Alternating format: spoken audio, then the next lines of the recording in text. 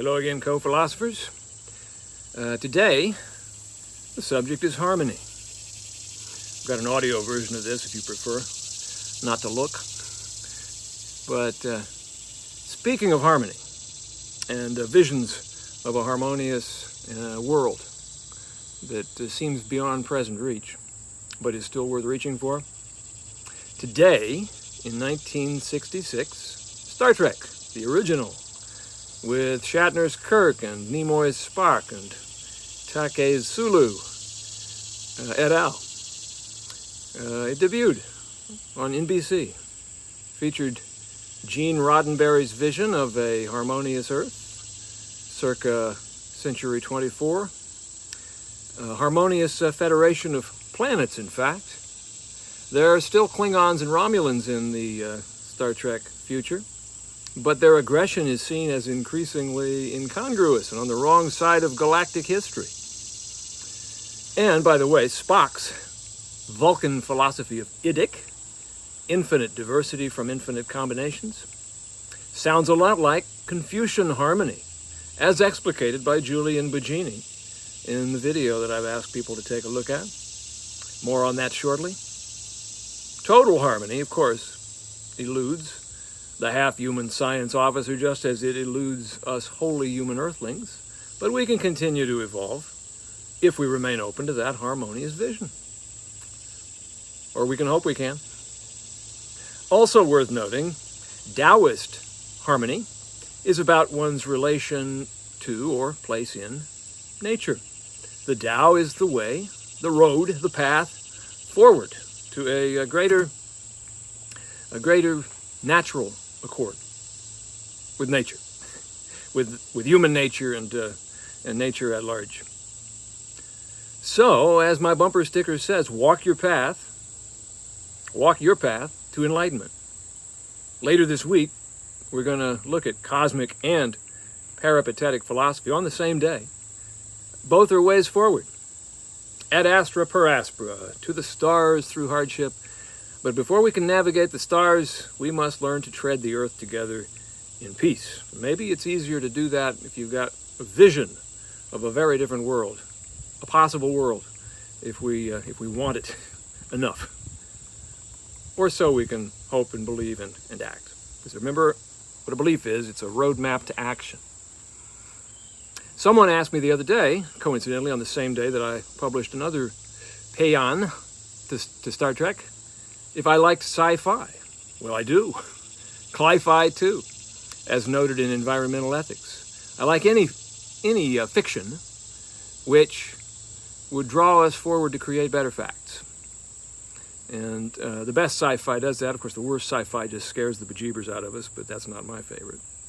Anyway, check out my blog post and you'll see a nice little symbol of idic, of harmony, from diverse combinations. If you watch the video, you'll see the analogy that Baggini talks about is the analogy of soup. I think idic is more interesting than soup, but you get the idea. From diverse ingredients comes something sui generis and bigger and better than the sum of its parts.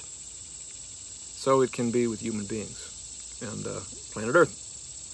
And who knows, a federation somewhere out there at some point.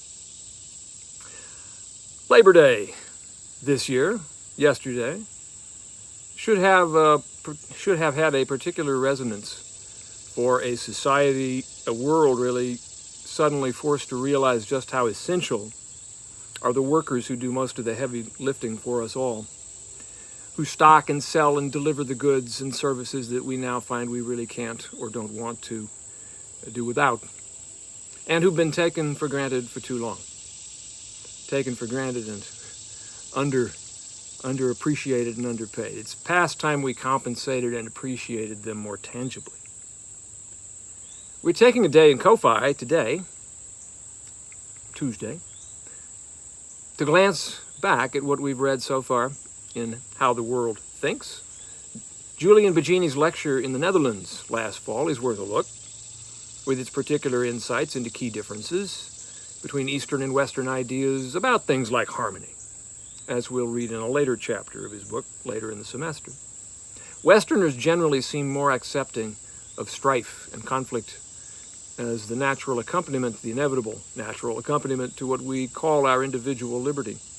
But the disharmony this pandemic has blasted into our lives may have many of us reconsidering. You know, today is another anniversary. It's an anniversary of the day when the American Pledge of Allegiance was first recited in a formal way in the late 19th century. We pledge allegiance to the flag and what it symbolizes. We did, I certainly recall we did when I was an elementary student. Didn't know what all the words meant, or most of them.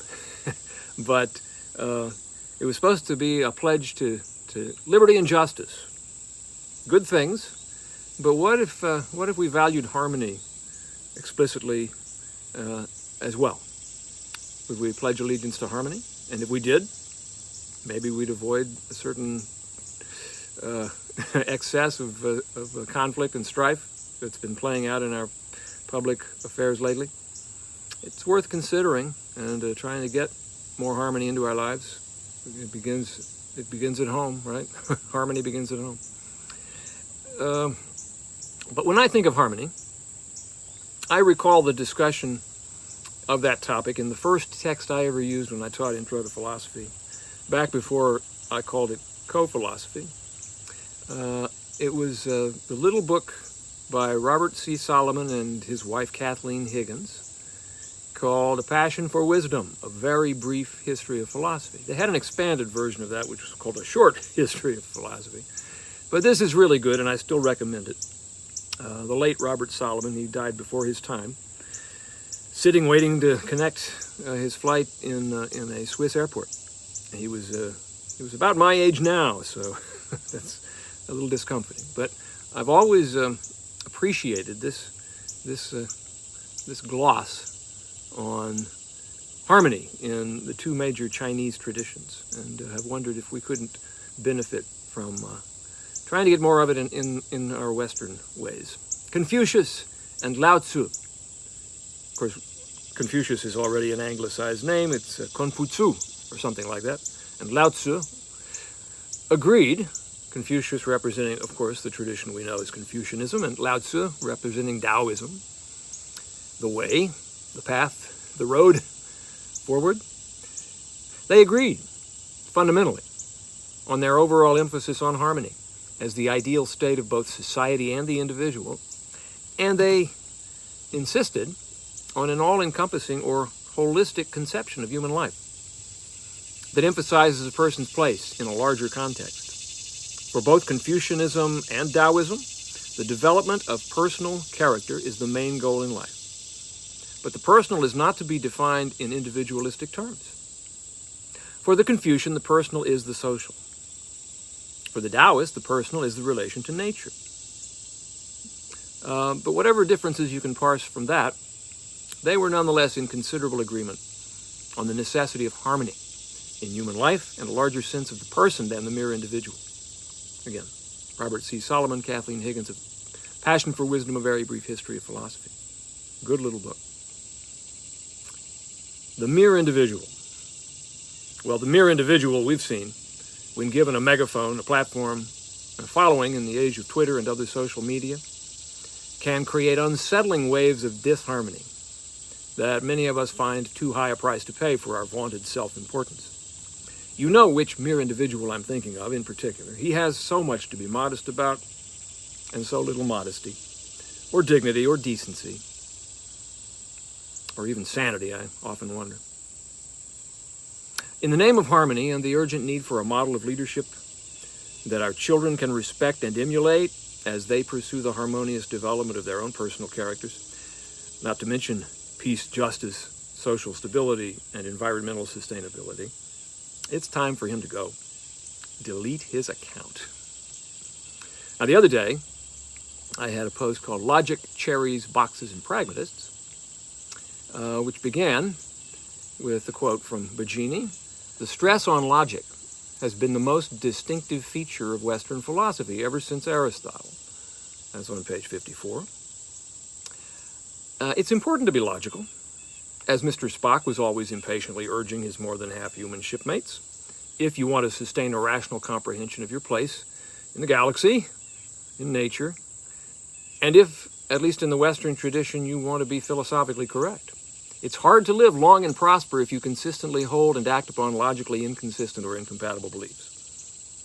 In his first pragmatism lecture, William James pointed out that most of us mix and match our philosophical beliefs and tendencies in ways that challenge the call for consistency. He gives us two broad types of thinker, tough and tender-minded, enumerates their respective traits, which more or less mirror the distinction between rationalists and empiricists, between Plato and Aristotle, with some subtle differences. You can check out the table in my post up at dawn, jposopher.blogspot.com. But quickly, tender-minded people are rationalistic, going by principles, and tough-minded people are empiricistic, going by facts. Tender-minded are intellectualistic, tough-minded sensationalistic. Tender-minded, idealistic, optimistic, religious. Tough-minded, materialistic, pessimistic, irreligious. Tender-minded, free willist, dogmatic,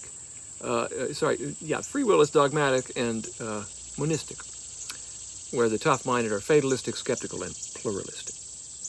Well, I prefer most of the traits on the right side of the line under the tough-minded category, but I'm also tender-minded insofar as I'm free willist and optimistic, which I pretty much am. And that's James's point. Most of us have a hankering for the good things on both sides of the line. Facts are good, give us lots of facts. Principles are good, give us plenty of principles. The world is indubitably one if you look at it in one way, but it's indubitably many if you look at it in another. It's both one and many, so let us adopt a pluralistic monism, etc., etc. It goes on in that vein. A quote from James's lecture, The Present Dilemma in Philosophy, which I recommend that you take a look at. In fact, I've already recommended that you take a look at that on the very first day of class, where he tells us that we all have a philosophy, whether we're aware of it or not, whether we can put it into any kind of semblance of sense and can express it in words. But I think that's one of our goals, is to be more articulate about our philosophies, to tease that out of our experience. Tease it out not by ourselves, but in collaboration, cooperative conversation with other like-minded, not necessarily like